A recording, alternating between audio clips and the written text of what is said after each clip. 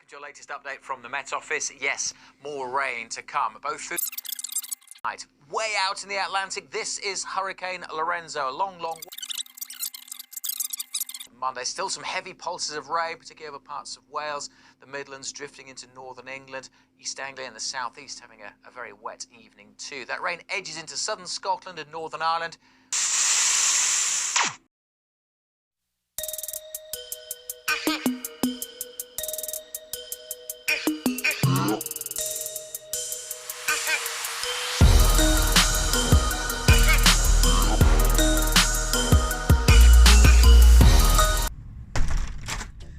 Well, good morning. Welcome to Aquatic College. I'm Bri, and today we finally have a dry day.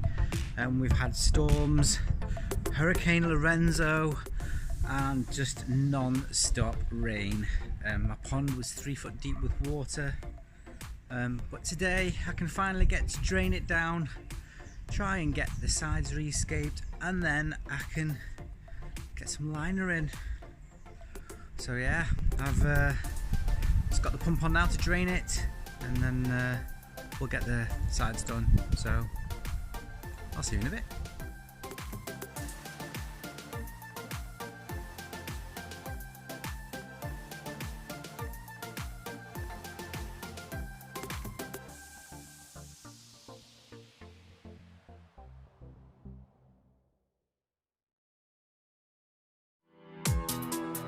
So with the pond standing with 3 foot of water in it, the soil and the clay became a lot softer than what it was before. So I thought I'd maximise on the situation and make the pond just a little bit bigger. So I took out the bottom and I took more away from the sides so that the waterfall had more area to flow into. So with the waterfall levels completed and the left hand margin taken completely out, it was now finally time to add the pond liner layers. So now I've got all the water out, the next thing I'm going to do is use these. Now these are carpet tiles which I got from the tip, and what I'm going to do, I'm going to cut these, put them around the margins and put them in the base of the pond, and it acts as an extra layer so no stones and rocks come through. So I'm going to do that now, and then I'm going to put the liner in.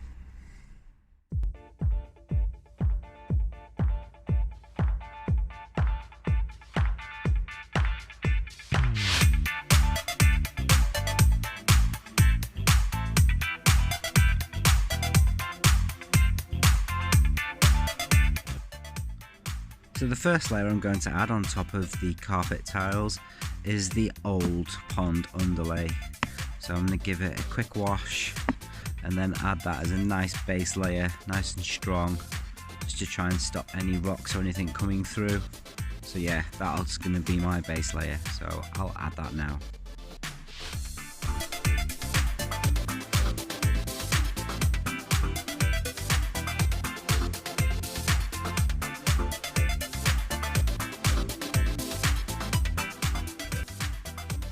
So after the old underlay, I'm going to add this, which is carpet underlay from B&Q. So I'm going to add this now. I've got 3 rolls of it. So this makes up the next layer.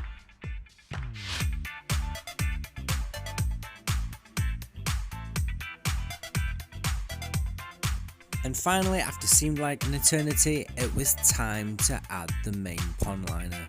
Now this liner was about twice the size of the pond, so it took a bit of adjustment backwards and forwards before I could get it in place.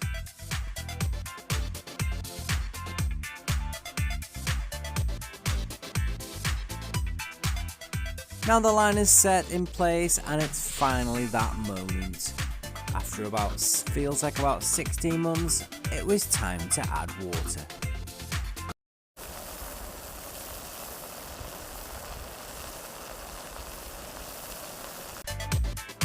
So as the pond was filling up, slight adjustments had to be made to the liner just to ensure that the right folds were in place. And then it was just a matter of time of filling up the pond, which seemed to take just as long as what it did to build it.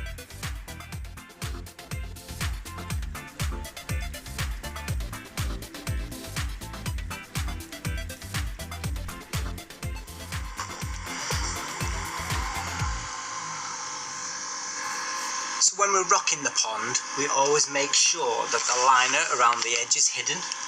So the way I'm going to do it is I'm going to put the rocks so they're overhanging over the edge. So the liner, the edge of it, is underneath the rocks. And then what I'm going to do is have it sloped up here, and then I'm going to counter lever it with another rock on top so it's nice and solid. And then the water level is going to be raised up to about here, and then this liner is raised up and comes across, and then it's going to have gravel all over it. So the water level will basically come up to about here, so half the rock will be submerged. There's no way the liner is going to be on show, and that way it's not going to deteriorate in the sunlight, as it's going to be all underwater and hidden and shaded. So yeah, that's what I'm going to do. So I'll continue to rock the rest of the pond now. So after rocking the left hand side of the pond, it was finally time to add the fish.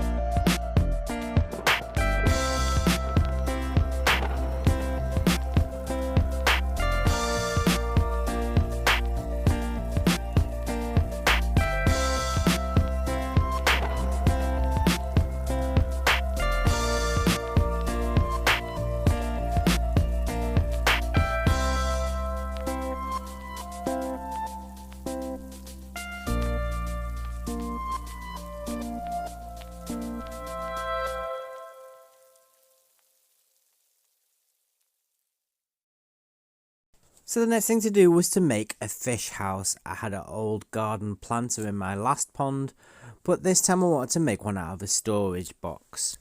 So what I'm going to do is cut a hole in the front, and then when it's in the pond, we're going to have the liner over the top, some PDM liner, and then I'm going to put slates on top. So I'll do that now.